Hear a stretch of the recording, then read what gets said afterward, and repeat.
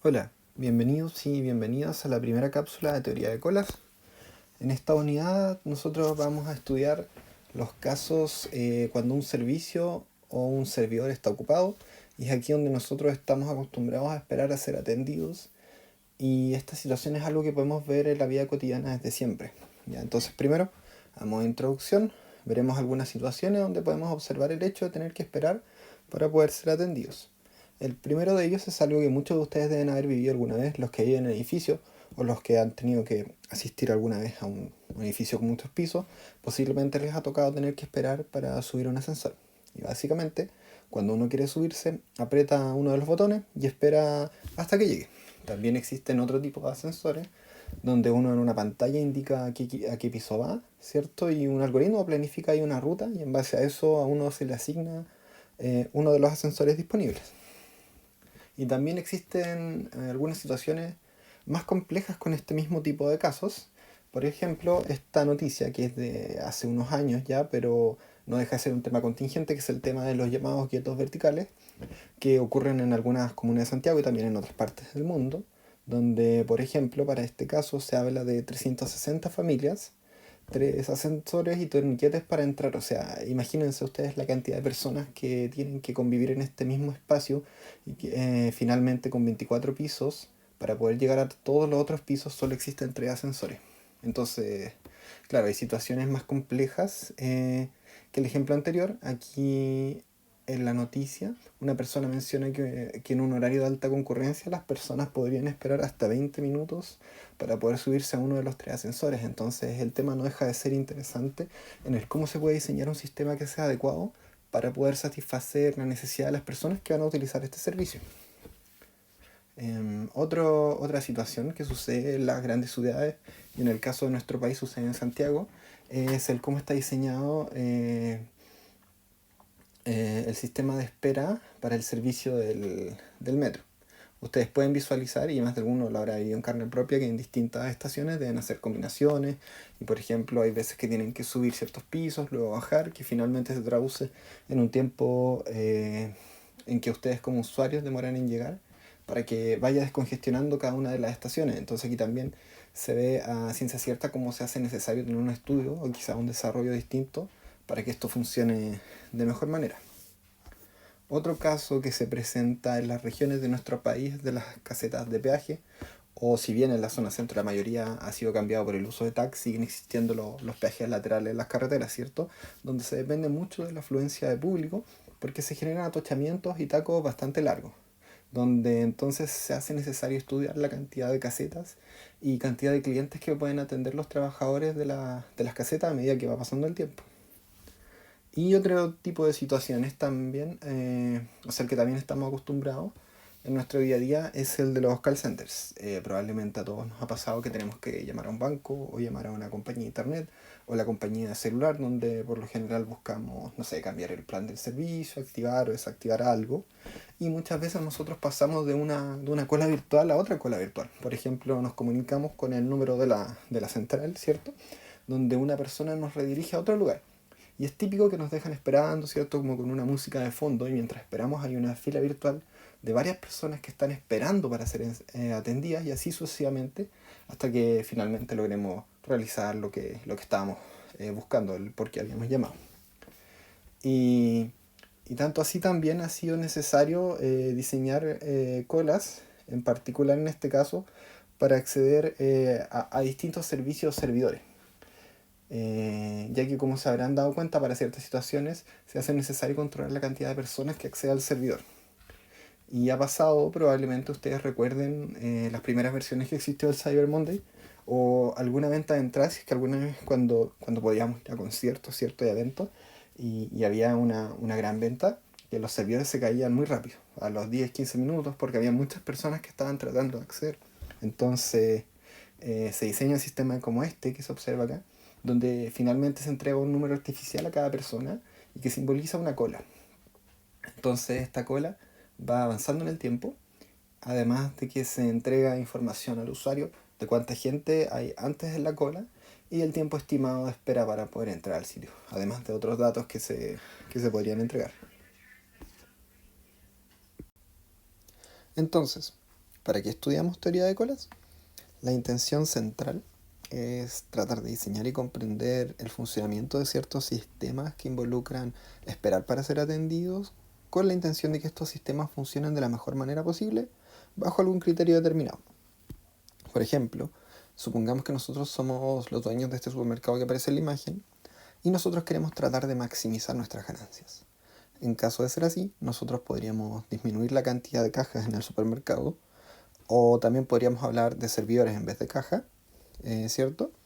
Y por otro lado, ¿qué pasaría? Comenzarían a acumularse más personas esperando para ser atendidas. Pero por otro lado, si nosotros nos enfocamos en el lado del cliente y quisiésemos minimizar el tiempo de espera, quizá tendríamos que hacer lo contrario, ¿cierto? Aumentar la cantidad de cajas o tal vez contratar personal más eficiente a la hora de hacer su trabajo. Y esto a la vez podría ir cambiando durante el día porque no a toda hora van a ser la misma cantidad de personas las que estén siendo interesadas en ser atendidas. Entonces, ¿cómo nosotros podemos diseñar un sistema adecuado? Lo que vamos a estudiar acá son distintas medidas cuantitativas del desempeño de un sistema. Y algunas de esas métricas van a ser, por ejemplo, la cantidad de clientes que van a estar en la cola esperando o el tiempo promedio que esas personas van a tener que esperar en la cola. O, por ejemplo, también la probabilidad de que llegue un cliente y tenga que esperar. O sea, que los servidores estén ocupados. Entonces, ahora que tenemos claro más o menos para dónde va esta nueva unidad que estamos estudiando, vamos a analizar cuáles son los componentes de un sistema de colas. Entonces, vamos a suponer que este es el kiosco del patio central, ¿cierto? ¿Se acuerdan del patio central claramente? Y que este será nuestro servidor, es decir, aquí vamos a tener a una persona que atenderá clientes y resulta que en la mañana, cuando se abre el kiosco y no hay nadie, el servidor espera para atender, es decir, está listo para atender clientes. Y luego, cuando llega el primer cliente y no hay ninguna persona antes, la persona del kiosco comienza a atender. Y si empiezan a llegar otras personas, estas personas se van a ir aglomerando. Entonces, estas personas van a ir llegando de cierta manera y van a empezar a juntarse en una cola de espera, ¿sí? Y esto va a describir en el fondo cuáles van a ser los componentes de nuestro sistema de colas, los cuales son las llegadas, la espera en la cola y el servidor. Entonces todo esto que tenemos aquí es lo que vamos a llamar como sistema, desde que llega la persona hasta que sale del servidor. Entonces vamos a comenzar con el primer componente que son las llegadas y vamos a decir que los clientes van a llegar al sistema bajo una tasa de llegada dada.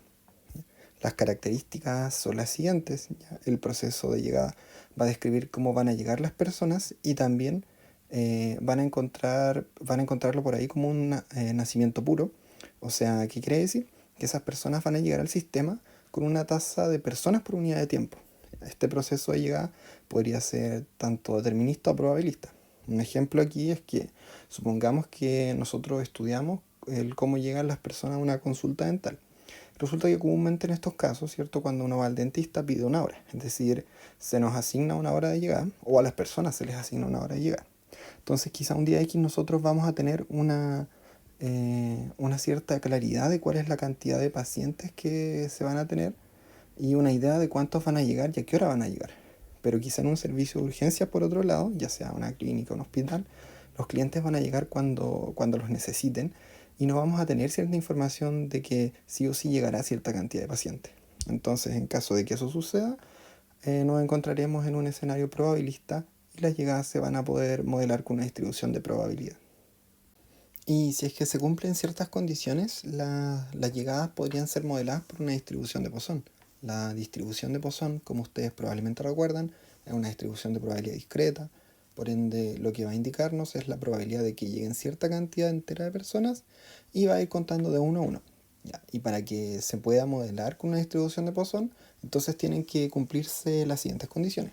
Primero, que las personas lleguen ordenadamente al sistema, es decir, que van a llegar de uno.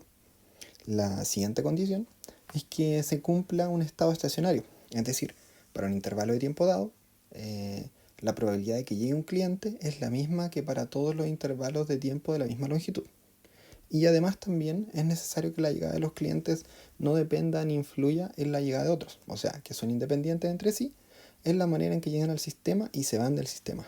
Entonces, si se cumplen estas condiciones, la probabilidad de que lleguen cada persona durante un periodo de tiempo t puede ser expresado por una variable aleatoria x que va a seguir una distribución de Poisson. Lo cual se traduce a que la probabilidad de que x sea igual a k, o sea, que lleguen k personas en un periodo de tiempo t, va a ser igual a esta expresión que tenemos aquí.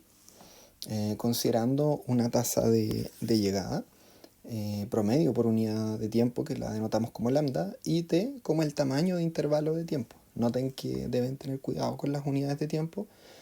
Si se dice que llegan 6 clientes por hora, por ejemplo, entonces el intervalo de tiempo tiene que estar en horas también. Y notar nuevamente que esto de acá es discreto, ¿ya? O sea, lo que vamos a hacer es contar la probabilidad de 1, de 2, de 3, etcétera, una a una. Entonces, ahora finalmente, para terminar la cápsula 1, queda propuesto este pequeño ejercicio donde deben aplicar cómo se calcula la probabilidad de que llegue cierta cantidad de personas considerando la distribución de Poisson.